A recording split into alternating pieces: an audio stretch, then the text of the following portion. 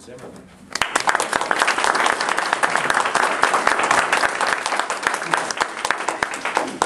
Mr. Toastmaster, fellow Toastmasters, and guests. Many of us in this room either have been or are currently in the sales profession. If you've never been a salesperson, certainly you have been sold by someone who made you feel great about your purchase. What's the one trait that separates a good salesman from an order taker?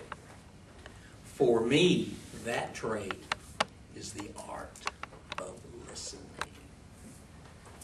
I started my outside sales career at the very young age of 21. I could not string two coherent sentences together when I went out on a sales call.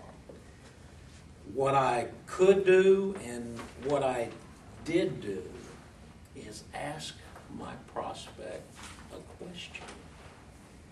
Then I would sit back and listen intently to their answer. When they finished speaking, I would ask another question. And since I knew next to nothing about the products that I was selling, I soon discovered that one subject that everyone wanted to talk about: their kids. Now, way back then, my customers and prospects were old, about the same age I am today.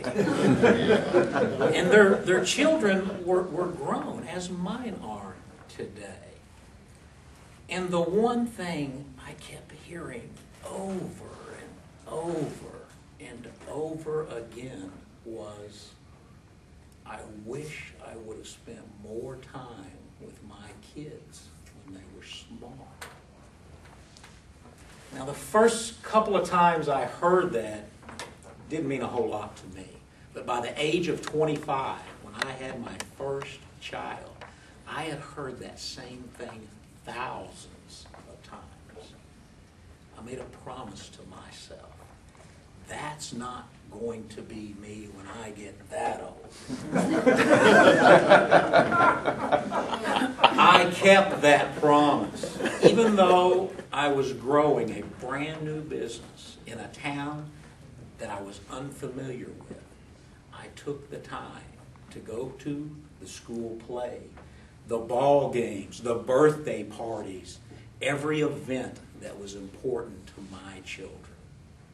Those customers gave me the best advice I could have possibly received, and I listened to that. My listening encounters continue.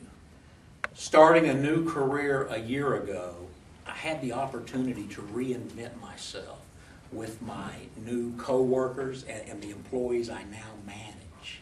I once again discovered the power of listening. Employees appreciate it when you listen to them and respond to what they're saying.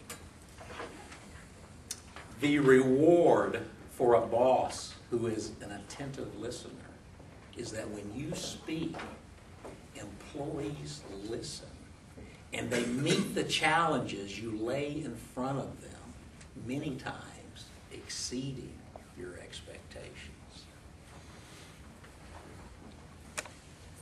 Toastmasters has brought my listening to a whole new level.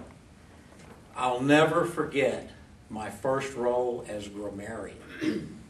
I thought I was a good listener before, but that role trained my ear in a way it had never been used before. My next listening opportunity came as I was an evaluator. I was still listening intently, but for a whole different set of reasons. Then there's the ah counter.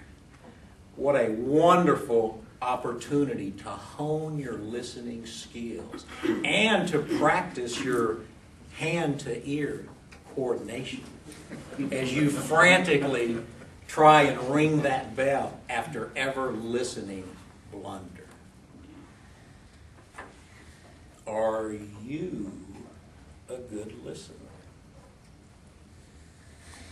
I have an exercise that will help determine if you are. It's in page 10 of the Competent Leadership Manual.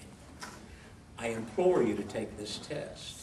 I've got copies for anyone who might like one. See me after the meeting. Do you still remember those words your mother used to scream at you? I certainly do. Young man, why do you think God gave you 2 ears and 1 mouth? Mr. Toastmaster.